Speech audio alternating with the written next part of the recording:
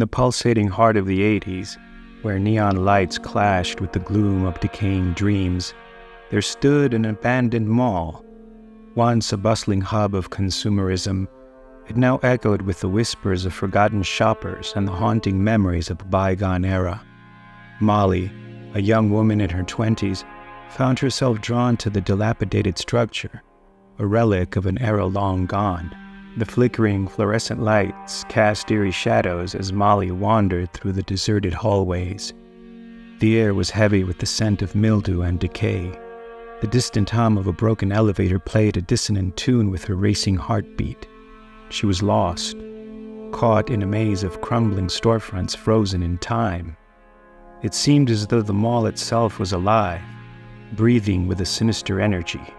Store mannequins with hollow eyes seemed to follow her every move, their silent judgment pressing on her soul.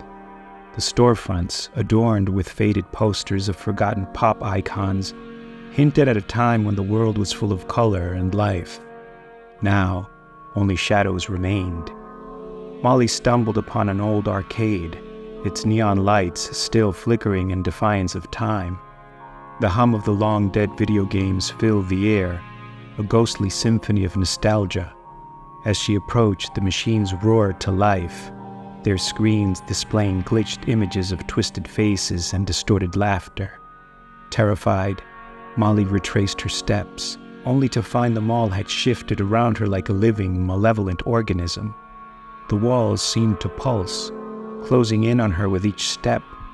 Panic set in as the flickering lights overhead became more erratic, casting fleeting glimpses of monstrous figures in the shadows. Frantically searching for an exit, Molly stumbled upon an old record store. The air was thick with the static of forgotten melodies. Vinyl records lined the shelves, their covers featuring faces distorted into grotesque masks. As she hurried through the aisles, the music intensified, echoing in discordant harmony with her footsteps. Finally, Molly reached what seemed to be the mall's center, a vast, desolate atrium surrounded by abandoned shops. In the eerie silence, the ambient noise of creaking metal and distant whispers grew louder. The walls seemed to close in as the floor beneath her shifted.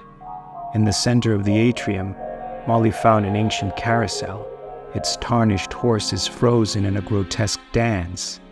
The twisted melody of a ghostly calliope filled the air as the carousel began to turn, slowly at first, then gaining speed. The distorted faces of mannequins frozen in perpetual terror surrounded her. As the carousel spun faster, Molly's surroundings blurred into a nightmarish vortex. The walls of the mall seemed to collapse in on themselves, folding reality into an incomprehensible nightmare.